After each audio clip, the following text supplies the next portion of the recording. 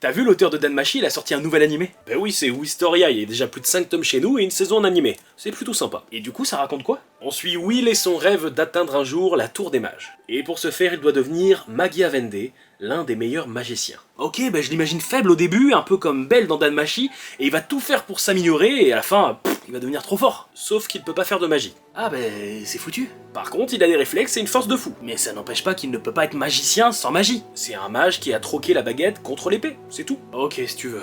Mais pourquoi il veut monter la tour là? Pour être le plus puissant? Pour une meuf. Hein? Son ami d'enfance est devenu Machiavel. Du coup, il veut la rejoindre. Ouais, bon, ça a le mérite d'être clair. En vrai, le pitch de base est assez classique, hein. Par exemple, il y a pas mal de similitudes avec Black Clover. Mais on a ici une réelle épopée qui s'enchaîne petit à petit avec un protagoniste cliché, mais assez fascinant à suivre. J'imagine que sa motivation assez simple rend le truc plus réaliste et immersif. Possible, mais on a aussi un rythme qui nous aide pas mal à avancer.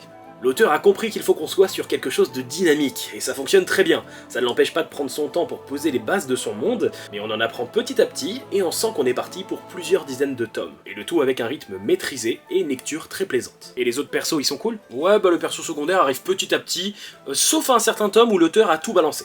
On se retrouve avec 3 ou 4 personnages importants d'un coup, ce qui m'a fait un peu peur. Mais finalement, je me suis pas du tout perdu et j'ai même pris pas mal de plaisir à les découvrir. Du coup, pour les fans de Danmachi, tu conseilles? Effectivement, on retrouve pas mal de similitudes, hein, surtout dans les personnages. Donc si vous avez kiffé Danmachi, vous allez kiffer évidemment Wistoria, mais pas que. Pour moi, les fans de fantasy seront comblés. Trop bien, je m'y mets. Bonne lecture.